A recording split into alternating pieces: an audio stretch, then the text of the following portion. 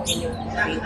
Nagagalak po ako at nagpapasalamat sa mga miyembro ng committee. By overwhelming majority of 54 with only one no vote na dineclare na as sufficient in form and substance, both in form and substance, yung third complaint, just like the fourth complaint. At sa una pa nga lang po, nasabi ko na po ito sa previous interviews na wala pong duda sa akin o hindi po ako nagkalangan na sabihin na yung complaint, yung the Sabalya et al. Complaint is really sufficient in both form and substance. So, bagamat syempre hindi natin alam kung ano yung magiging botohan, but hindi na po tayo talaga na gulat doon kasi alam naman po namin that it passed the test of both form, sufficiency of both form and substance. Kung makakapekto po ba yung final na perjury case ni VP Sara against Madriaga dito po sa impeachment? Sa tingin ko hindi. Kasi alam mo, ang tingin ko dyan ay kinakabahan na yung kampo ni VP Sara. Alam nyo, kasi yung magiging testimonya ni Mr. Madriaga, yung sa kanyang affidavit, ay isa sa pinakamahalaga at matibay na nakadagdag na ebidensya dun sa mga existing ng evidence nung dating na-impeach siya in 2024. So, kinakabahan na siguro. Yan ang tingin ko, yung kampo ni VP Sara. Noon, hindi nila pinapansin. Tapos, biglang kinasuhan na nila. And meron din ako nakita na parang kino-compare doon kina Matobato at Las Cañas. Well, tama po na i-compare kina Matobato at Las Cañas. Pareho po sila. Lahat po sila nagsasabi ng totoo. So, sila ho ay mga tinatawag na mga insiders. Insiders sila Edgar Matobato and Arturo Las Cañas doon sa DDS killings, saka iba pang mga EJKs attributed to the Duterte regime. Ito naman ay insider doon sa mga pinagkagawa ni VP Sara doon tungkol sa confidential funds. Are you certain na even without the Madriaga statement, the impeachment complaint will stand alone? We are confident. We are confident. Kasi nga yung mga tungkol sa confidential funds, tungkol especially dun sa admission to assassinate, a plot to assassinate the President, the First Lady, and the former Speaker of the House. Yun po para sa akin, malakas yun. Lalo nang nandyan yung video na nakita natin lahat. So that's a very strong evidence. And that is definitely a ground for impeachment. Kasi other high crime yan eh.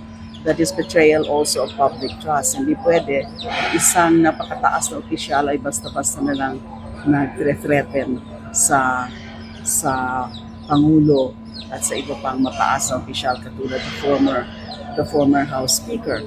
Tsaka yung video na yan, na-authenticate na yan ng NBI.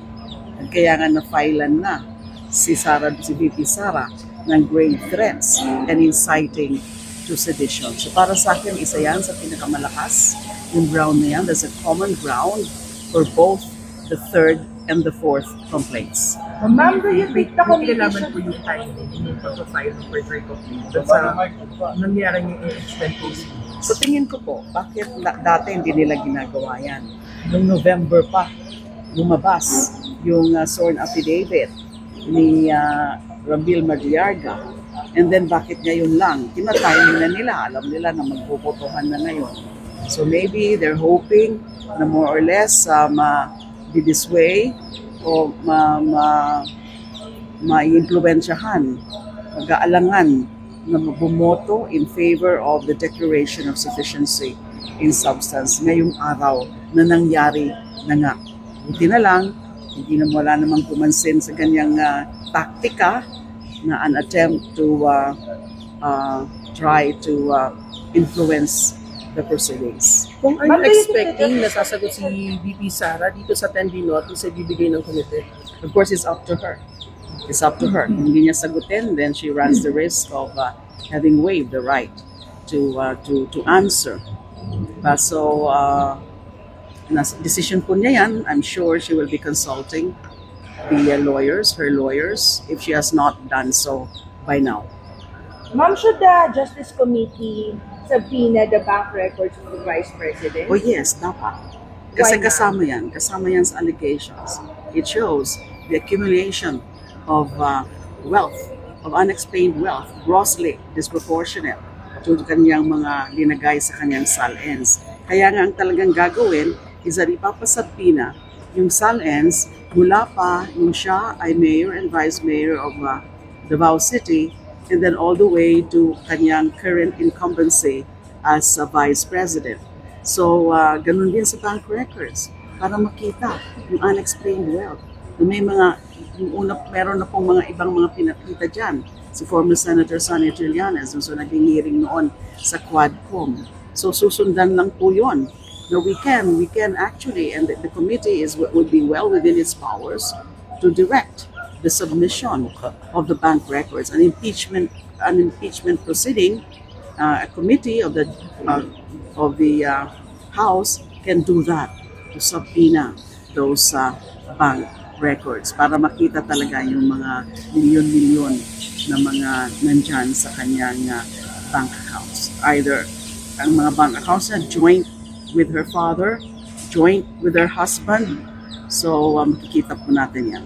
Ma'am, regardless of her answer, dapat isubpoena yung bank records. Would that be correct? Regardless kung paano niya sasagutin dun sa answer niya, Oh yes, dapat isubpoena. yes. Dapat. Ma'am, yung sa ano lang po, kayo po yung bagong senior deputy minority leader. What happened po while parang ang mangyayari po ba kay Congressman Enrique, deputy minority leader pa rin po ba siya? Well, Hindi lang senior. hindi ko po alam if he is a deputy or he would be a deputy minority now that he has been replaced as senior deputy minority leader.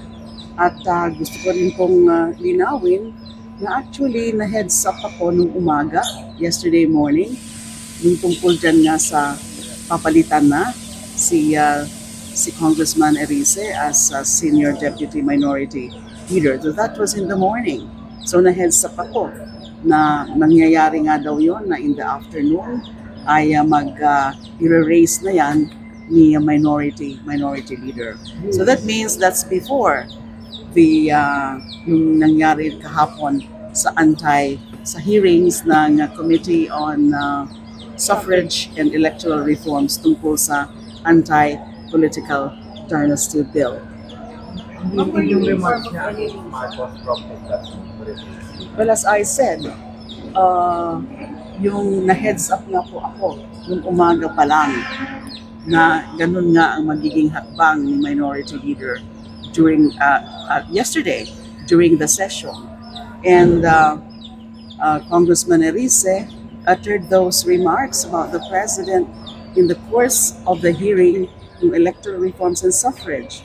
So, since may dati ng plano na i-move na about the replacement in the afternoon, so hindi yan ang pwedeng sabihin natin na proximate cause of the action in replacing him as senior deputy minority leader.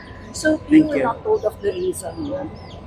No, it was not really clear to me, although I understand. Nung na-move na po ni minority leader, and it was adopted on the floor about the replacement, about me replacing Congressman Erice. So tinanong ko po ulit si the minority leader, na sabi niya kasi gusto nila na a senior deputy minority leader ay yung isang tututok sa proceedings, sa session, na mas makakasubaybay sa mga nangyayari sa proceedings. Because minority leader, kailangan niya talaga ng parang mag-assist sa kanya, senior deputy minority leader, in making sure about what's happening in the floor, sa session hall, na nandyan kasama mo yung the other members of the minority. And syempre po, I take it as an additional task, as a challenge, additional task. Yes. Wala pong consultation with the minority bloc. I think about there the was. change? There was a consultation by the minority leader. Hindi ba nagagawa ni Congressman Delicia pag sa floor? Kaya siya tinanggal? Ano po? Hindi po ba nagagawa ni Congressman Delicia pag tutok po sa floor? No, they're not really saying it. But yun kasi ang sinabi sa akin na now that I'm the senior minority deputy leader, and then the minority leader expects na mas may tututok sa mga kaganapan sa session along with the other members of the minority. Vote, Avi, Vlad.